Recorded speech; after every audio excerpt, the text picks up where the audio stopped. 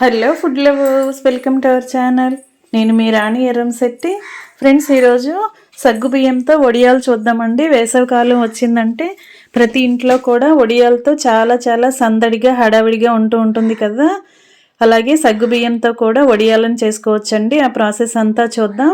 వడియాలంటే రకరకాల ఇంగ్రీడియంట్స్తో వడియాలను ప్రిపేర్ చేస్తూ ఉంటాం, కానీ సగ్గు బియ్యంతో కూడా ఒకసారి మీరు నేను చూపించబోయే ప్రాసెస్తో చేసి చూడండి. చాలా చాలా క్రిస్పీగా టేస్టీగా వస్తాయండి. ఇంకా ప్రాసెస్ స్టార్ట్ చేద్దాం. ఒక గిన్నె నిండా సగ్గుబియ్యం తీసుకుని ఒక ఖాళీగా ఉన్న గిన్నెలో వేసుకుని వాటి నిండా వాటర్ పోసుకుని నైట్ మొత్తం నానబెట్టుకుని ఉంచుకోండి. ఈ సగ్గుబియ్యంని నైట్ నానబెట్టానండి. నేను మీకు మార్నింగ్ చూపిస్తున్నాను. మార్నింగ్ కల్లా సగ్గుబియ్యం గింజలు అనేవి చక్కగా మెత్తగా సాఫ్ట్గా నానిపోయాయి. ఇప్పుడు ప్రాసెస్ స్టార్ట్ చేద్దాం. ఒక కళాయి తీసుకోండి. ఇదే కప్పుతో నేను సగ్గుబియ్యం నానబెట్టానండి. అదే కప్పుతో ఒక 6 కప్పుల వరకు వాటర్ పోసుకోండి. వాటర్ అనేవి తర్వాత ఉడుకుతున్నప్పుడు కావాలంటే పోసుకోవచ్చు. ముందుగా ఒక 6 కప్పులు వాటర్ పోసుకుని కళాయిని స్టవ్ మీద పెట్టుకోండి. ఇప్పుడు ఒక మిక్సీ జార్ తీసుకుని కొంచెం అల్లం ముక్క తీసుకుని అలాగే కొన్ని పచ్చిమిర్చి కూడా తీసుకోండి. మీ ఘాటుకి తగ్గట్టుగా పచ్చిమిర్చిని కూడా తీసుకుని చిన్న చిన్న ముక్కలుగా వేసుకుని ఒక టేబుల్ స్పూన్ గల్లు ఉప్పు వేసుకుని దీనిని బరకగా గ్రైండ్ చేసుకోండి.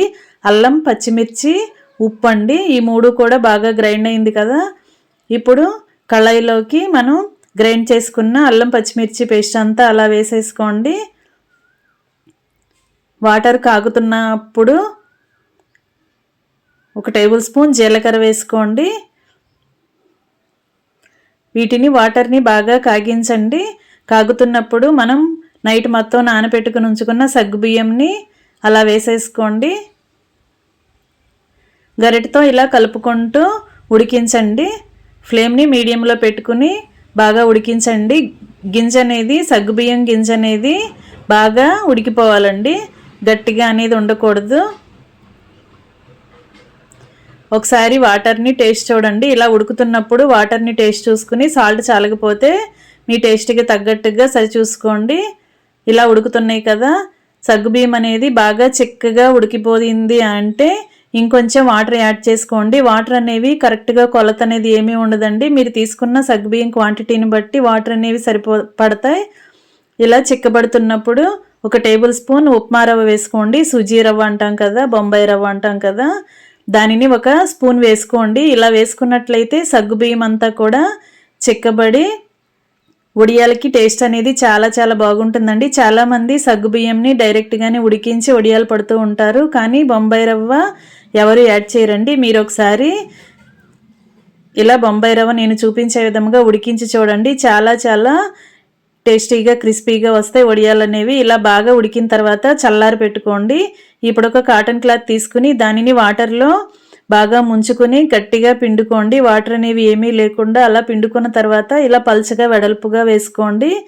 ఇప్పుడు కొంచెం కొంచెంగా సగ్గుబియ్యం జావని తీసుకుని ఇలా స్పూన్తో మనకి కావలసిన సైజులో వడియాలను రెడీ చేసుకోండి. ఇలా పెట్టుకోండి. ఫ్రెండ్స్, ఇలా సగ్గుబియ్యం వడియాలు అనేవి ఎప్పుడు కూడా జిగురు జిగురుగా ఉంటాయి కదా. సగ్గుబియ్యం అనేది దానికి కొంచెం గమ్ములాగా ఉండే స్వభావం ఉంటుంది కదా. అందుకే ఒక టేబుల్ స్పూన్ మనం బొంబాయి రవ్వ వేసామంటే దానికి చిక్కదనం అనేది వస్తుందండి. అందుకే వడియాలు టేస్టీగా చాలా చాలా బాగా వస్తాయి.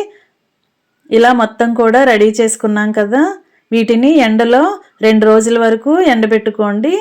ఇలా ఆరిన తర్వాత చూపిస్తున్నానండి. ఇవన్నీ కూడా కరెక్ట్గా చక్కగా ఆరిపోయాయి. వీటిని వెనక వైపు తిప్పుకోండి. ఈ క్లాత్ని వెనక వైపు తిప్పుకుని నేను చూపించే విధంగా కొంచెం కొంచెంగా వాటర్ని ఇలా స్ప్రింకిల్ చేసుకోండి. క్లాత్ని కొంచెం తడుపుకోండి. ఇలా తడుపుకున్నప్పుడే మనం వడియాలని ఓపెన్ చేయడానికి ఈజీగా వస్తాయండి. ఇలా మొత్తం కూడా తడిగా ఉన్నట్లుగా చేసుకోండి. మరి ఎక్కువగా వాటర్ అనేవి పోయొద్దండి. వడియాలు ఒలుచుకునేటప్పుడు వాటర్ ఎక్కువగా పోస్తే అవి ముక్కలు ముక్కలుగా అయిపోతాయి. అలా కాకుండా కొంచెంగా మాత్రమే వాటర్ చల్లుకుని మొత్తం క్లాత్ని తడుపుకోండి. తడిసిన తర్వాత ఇలా ఒక్కొక్కటి ఒలుచుకుని స్లోగా ఒలుచుకుని ప్లేట్లో వేసుకోండి.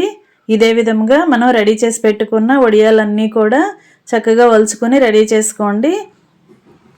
ఫ్రెండ్స్, వడియాలంటే రకరకాల ఇంగ్రీడియంట్స్తో పెడుతూ ఉంటాం. ఇలా సగ్గుబియ్యంతో కూడా ఒకసారి వడియాలు పెట్టి చూడండి. చాలా చాలా క్రిస్పీగా టేస్టీగా వస్తాయండి. ఈ వడియాలు అనేవి పప్పు సాంబార్ చేసుకున్నప్పుడు కానీ లేదంటే చట్నీ కారపొడి అలాంటివి వాటిని సర్వ్ చేసుకున్నప్పుడు కూడా ఇలా వడియాలని ఫ్రై చేసుకుని చక్కగా నంచుకుని తినొచ్చండి. చాలా చాలా టేస్టీగా ఉంటాయి. ఇలా మనం అన్నీ కూడా ఒలుచుకుని వీటిని 1-2 రోజుల పాటు మరలా ఎండలో పెట్టుకోండి.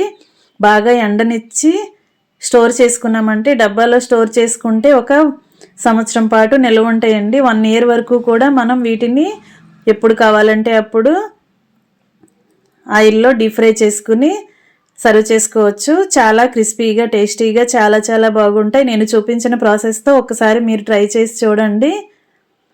ఇప్పుడు కొన్ని వడియాలని ఫ్రై చేసి చూద్దాం. స్టవ్ ఆన్ చేసుకుని కళాయి పెట్టుకుని కొంచెం ఆయిల్ వేసుకోండి. ఆయిల్ కరెక్ట్గా కాగిన తర్వాత స్టవ్ ఆఫ్ చేసేసుకోండి. తర్వాత ఇలా ఒలుచుకున్న వడియాలని అలా వేసుకుని ఫ్రై చేసుకోండి. చాలా చాలా క్రిస్పీగా టేస్టీగా వచ్చే వడియాలు రెడీ అయిపోయండి. సగ్గుబియ్యం వడియాలు. మీకు కూడా వీడియో నచ్చినట్లయితే లైక్ చేసి మీరు కూడా ఈ ప్రాసెస్ని ట్రై చేసి చూడండి. ఛానల్ని ఫస్ట్ టైం వాచ్ చేసిన వారు సబ్స్క్రైబ్ చేసుకుని పక్కనే ఉన్న బెల్ బటన్ని క్లిక్ చేయండి. నేను పెట్టబోయే రెసిపీస్ అన్నీ చూడండి. ఛానల్ని సబ్స్క్రైబ్ చేసుకున్నప్పుడు మాత్రమే నేను పెట్టబోయే రెసిపీస్ అన్నీ మీ ఫోన్కి నోటిఫికేషన్కి వస్తాయండి. ఓపెన్ చేసి చూడండి. Thanks for watching. నేను మీ రాణి ఎర్రంశెట్టి.